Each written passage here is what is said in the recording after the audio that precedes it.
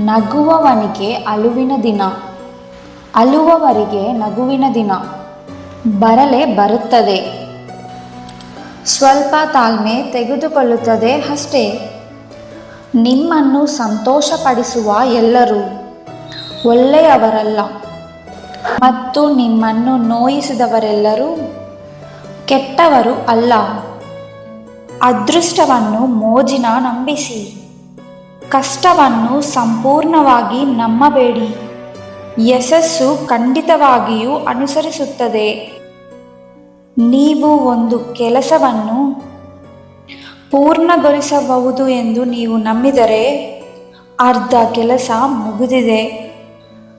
ನಿಮ್ಮ ಗಮ್ಯಸ್ಥಾನ ಎಷ್ಟು ಎತ್ತರದಲ್ಲಿದೆ, ಅದು ತಲುಪುವ ದಾರಿ ಮಾತ್ರ ನಿಮ್ಮ ಕಾಲುಗಳಿಗೆ ಪ್ರಾರಂಭವಾಗುತ್ತದೆ.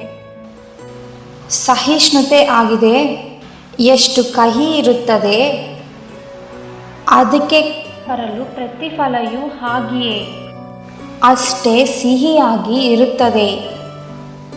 ಜೀವನದಲ್ಲಿ ನೀವು ನಿಮ್ಮನ್ನು ನಂಬಿದಾಗ ಯಾವುದಕ್ಕೂ ಹೆದರುವುದಿಲ್ಲ, ಅಗತ್ಯವಿಲ್ಲ.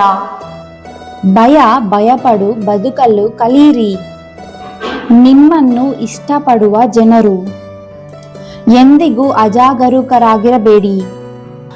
ಕೆಲವು ದಿನ ನಿಮಗೆ ಅರ್ಥವಾಗುತ್ತದೆ, ಕೈಯಲ್ಲಿದ್ದು ವಜ್ರವನ್ನು ದೂರ ಮಾಡಲಾಗಿದೆ, ಬಣ್ಣದ ಕಲ್ಲುಗಳನ್ನು ಹುಡುಕುತ್ತಿದ್ದೇವೆ.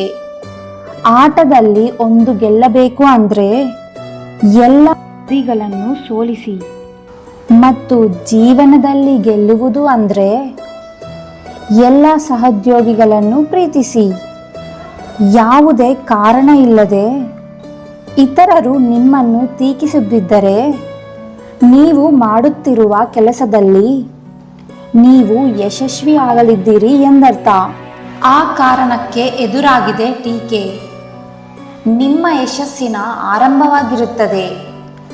ಅಭಿನಂದನೆಗಿಂತಲೂ ಹೆಚ್ಚು ಕೂಡ ಟೀಕೆ ಬಹಳ ಮೌಲ್ಯಯುತವಾಗಿದೆ. ಕಣ್ಣುಗಳಿಂದ ದೃಷ್ಟಿಯ ತೆಳುವಾದ ಪದರವನ್ನು ತೆಗೆದುಹಾಕಿ.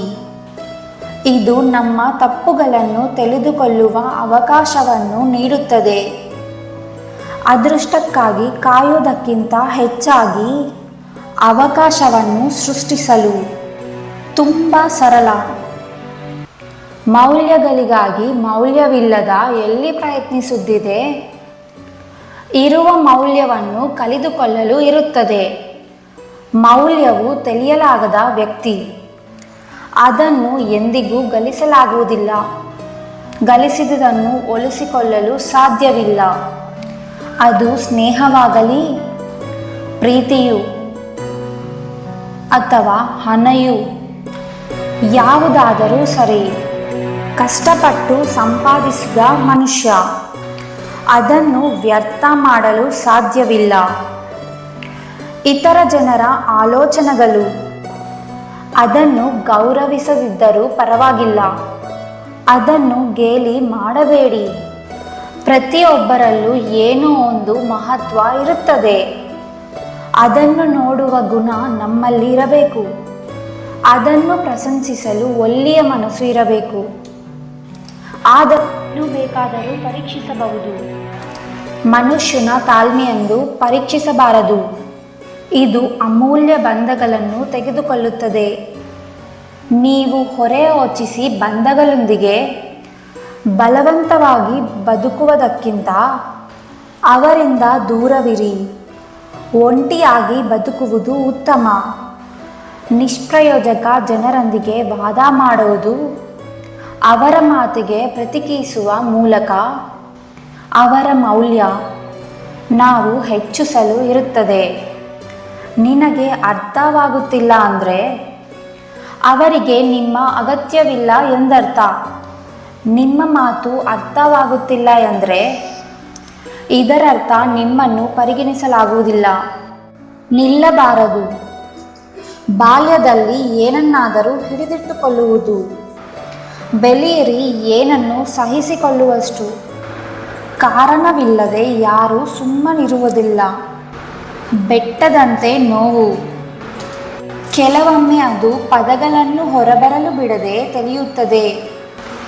ಈಗ ಹಿಂದಿನದಕ್ಕೆ ಹಿಂದೆ ನೋಡುತ್ತಾ ಅಥವಾ ಇತರರ ಜೀವನವನ್ನು ನೀವು ವೀಕ್ಷಿಸುತ್ತಾರೆ. ಅಂದಿನಿಂದ ನಿಮ್ಮ ಸಂತೋಷಕ್ಕೆ ಅಡೆತಡೆಗಳು ಉಂಟಾಗುತ್ತವೆ. ಒಂದು ಕಡಿಮೆಯಾಗುತ್ತದೆ ಅಂದರೆ ತಪ್ಪು ಮಾಡಿದೆ ಅಲ್ಲ, ಸಂಬಂಧವು ಮೌಲ್ಯಯುತವಾಗಿದೆ ಎಂದರ್ಥ. ತಪ್ಪುಗಳನ್ನು ಮಾಡಲು ಹಿಂದಿರಿ, ಅಲ್ಲಿ ನಂಬಿಕೆ ಇರುವುದಿಲ್ಲ. ವಾದ ಮಾಡಬೇಡಿ. ಎಷ್ಟು ಒಳ್ಳೆಯ ಮಾತುಗಳಲ್ಲಿ ನಿಮಗೆ ಯಾವ ಮಾತು ಇಷ್ಟ ಕೆಳಗೆ ಕಮೆಂಟ್ ಮಾಡಿ. ಅಲ್ಲದೆ ನೀವು ಈ ವಿಡಿಯೋವನ್ನು ಇಷ್ಟಪಟ್ಟರೆ ವಿಡಿಯೋಗೆ ಲೈಕ್ ಮಾಡಿ. ಈ ರೀತಿಯ ಹೆಚ್ಚಿನ ವಿಡಿಯೋಗಳಿಗಾಗಿ ನಮ್ಮ ಚಾನಲ್ದ ಸಬ್ಸ್ಕ್ರೈಬ್ ಮಾಡಿ. ಧನ್ಯವಾದ.